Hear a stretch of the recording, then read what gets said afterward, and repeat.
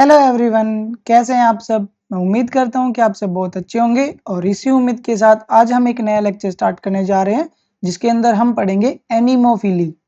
जैसा कि हमने लास्ट लेक्चर के अंदर पढ़ा था कि देयर आर डिफरेंट एजेंट्स जो पोलिनेशन फेवर करते हैं, जिसमें हमने एबायोटिक और बायोटिक एजेंट पढ़े। आज हम एबायोटिक एजेंट के अंदर सबसे पहला जो एजेंट है दैट इज विंड, उससे रिलेटेड जो पोलिनेशन है जिसको हम एनिमोफिली नाम देते हैं, उसके बारे में डिटेल में पढ़ने वाले हैं। So let get start the lecture without wasting any time. आज जो हम टॉपिक डिस्कस करने वाले हैं वो है हमारा एनिमोफिली। एनिमोफिली के अंदर जो हमारा पोलिनेटिंग एजेंट होता है बच्चा, वो होता है विंड। तो यहाँ पे जो हमारा पोलिनेटिंग एजेंट होगा वो क्या होगा, हमारा विंड। एनिमोफिली के अंदर जो हमारा एजेंट है वो है विंड। और विंड के बारे में हमें सबको पता है कि विंड एक नॉन डायरेक्शनल मैकेनिज्म है, और नॉन डायरेक्शनल होने की वजह से जो हमारा पोलन ग्रेन है वो किसी भी डायरेक्शन में जा सकता है। So there is high chance कि जो पोलन ग्रेन है वो अपनी राइट स्टिग्मा पे कभी पहुंच ही ना पाए। सो इसी वजह से जो एनिमोफिली है उसको एक वेस्टफुल प्रोसेस भी कंसिडर किया जाता है। बट बहुत सारे प्लांट ऐसे भी हैं जो एनिमोफिली यानी कि विंड के थ्रू ही क्या करते हैं, अपनी पोलिनेशन को कंप्लीट करते हैं। तो इसके लिए प्लांट क्या करते हैं बच्चे, बहुत सारे एडेप्टेशंस बनाते हैं अपने अंदर। उन्हीं एडेप्टेशंस को हम एग्जांपल्स के साथ इस लेक्चर के अंदर देखेंगे। सो हम स्टार्ट करते हैं एडेप्टेशंस के साथ में। Adaptations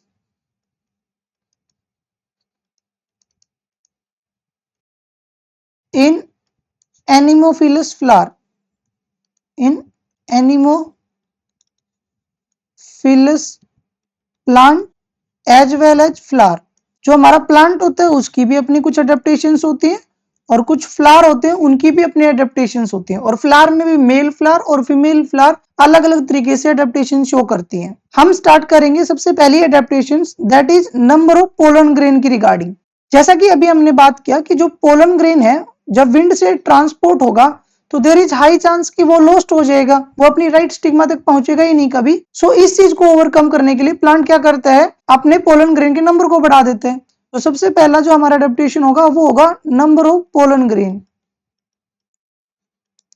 pollen grain. सो इन विंड पोलिनेटेड प्लांट के अंदर क्या होता है बच्चा, विंड पोलिनेटेड प्लांट के अंदर maximum number of pollen grain बनाए जाते हैं। मोर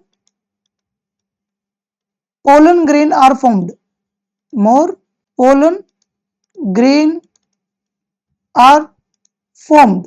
बहुत ज्यादा नंबर में पोलन ग्रेन बनाए जाएंगे, जिससे क्या होगा, जिससे एक बेनिफिट ये होगा कि अगर पोलन ग्रेन कुछ लॉस्ट हो भी जाते हैं तो कुछ पोलन ग्रेन हमारे राइट स्टिग्मा तक पहुंच जाएंगे और फर्टिलाइजेशन के चांस को बढ़ा देंगे। अगर हम यहाँ पे एग्जांपल्स की बात करें तो एग्जांपल होगा हमारा मर्क्यूरेलिस, मर्क्यूरेलिस एनोया।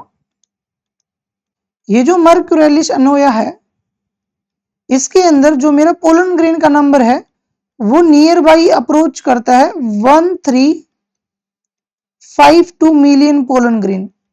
ये जो मिलियन पोलन ग्रेन्स हैं ये इतने ज्यादा नंबर्स में बनने से एक बेनिफिट हुआ कि अगर कुछ पोलन ग्रेन लॉस्ट भी हो गए ड्यूरिंग ट्रांजिट तो कुछ पोलन ग्रेन अपनी राइट स्टिग्मा तक पहुंच जाएंगे और जो फर्टिलाइजेशन की प्रोसेस है उसको कंप्लीट कर देंगे। सो ये एक अच्छा एग्जांपल है हमारा नंबर ऑफ पोलन ग्रेन के लिए। उसके अलावा एक और एग्जांपल होगा दैट इज मेज, जिसको हम मोस्ट कॉमनली पढ़ते हैं।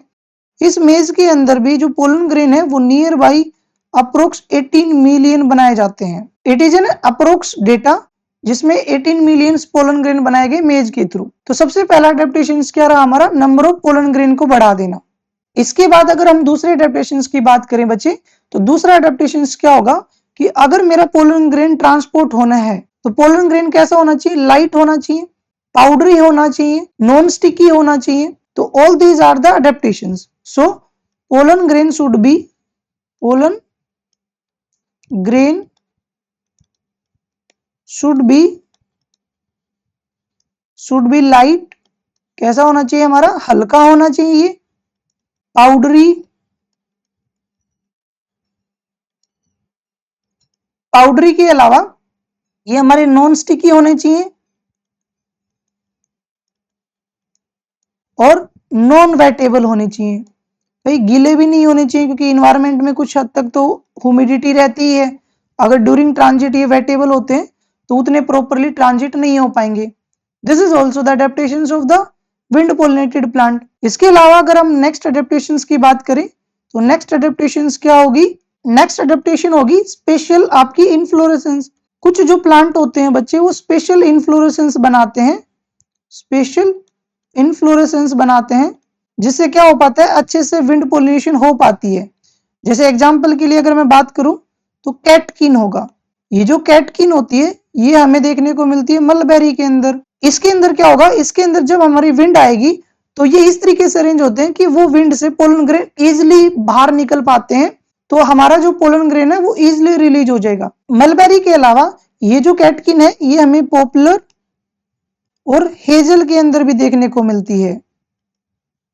तो स्पेशल इन्फ्लोरेसेंस की हेल्प से क्या करता है प्लांट, एनिमोफिली को फेवर कर पाता है। इसके अलावा अगर मैं नेक्स्ट अडेप्टेशंस की बात करूं तो नेक्स्ट अडेप्टेशंस क्या होगा मेरा?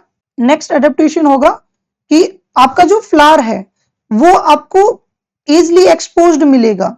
तो एक्सपोज्ड आपका फ्लावर मिलेगा, एक्सपोज्ड क्या मिलेगा? फ्लावर मिलेगा।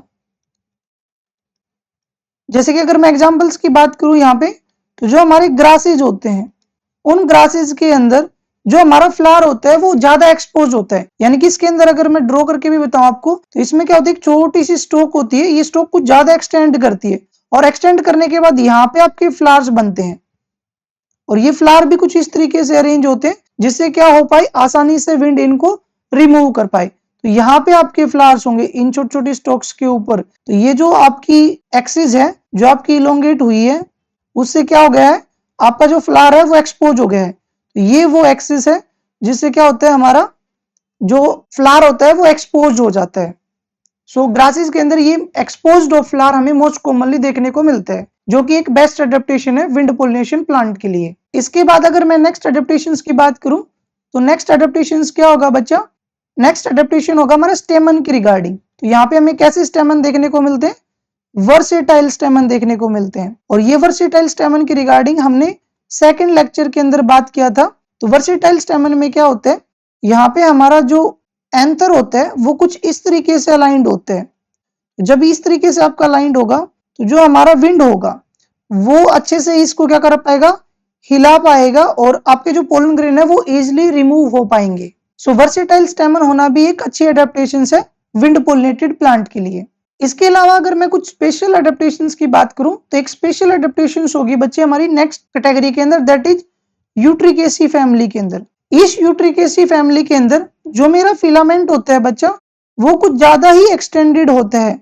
सो फिलामेंट आर फेयरली लॉन्ग। यहाँ पे क्या होता है, फिलामेंट कुछ ज्यादा ही बड़ा होता है। यूट्रिकेसी के अंदर ये जो हमारा फिलामेंट है ये एक स्पेशल मैकेनिज्म शो करता है। वो स्पेशल मैकेनिज्म क्या होता है कि ये जो हमारा फिलामेंट होता है ये बड कंडीशन के अंदर ज्यादा टेंशन में रहता है और ज्यादा टेंशन में रहने से क्या होता है, ये ऐसा स्प्रिंग की तरह छोटा हो जाता है। और जैसे ही ये बड कंडीशंस को कंप्लीट करता है अपना यूट्रिकेसी फैमिली का फ्लावर, और जैसे ही बड ओपन होती है तो वो स्प्रिंग की तरह ओपन होता है और जैसे ही वो स्प्रिंग की तरह ओपन होगा तो वो एकदम से एक जर्क लगेगा और उस जर्क से पोलन ग्रेन क्या हो जाएंगे, बाहर रिलीज हो जाएंगे। सो यहाँ पे क्या होगा, यहाँ पे जो फिलामेंट है वो बड स्टेज के अंदर आपका ग्रेट टेंशन में रहता है। So at bud stage it remain in high tension, it remains in high tension। ये हाई टेंशन में रहता है। हाई टेंशन में रहने की वजह से जैसे ही बड आपकी ओपन होती है, सो as soon as bud open tension get released, tension क्या होगी आपकी, रिलीज होगी और टेंशन के रिलीज होने से ही क्या लगेगा आपको, एक जर्क लगेगा। As soon as tension get released, so it get jerk लगेगा और जर्क से क्या होगा आपका, पोलन ग्रेन रिलीज हो जाएगा। पोलन ग्रेन क्या हो जाएगा आपका, रिलीज हो जाएगा। ठीक है, तो ये भी एक अच्छा मैकेनिज्म और स्पेशल अडेप्टेशन है यूट्रिकेसी के अंदर। इसके अलावा कुछ अडेप्टेशन और हो सकते हैं, जैसे कि हमारा जो पोलन ग्रेन है वो विंग्ड हो सकते हैं, विंग्ड पोलन ग्रेन।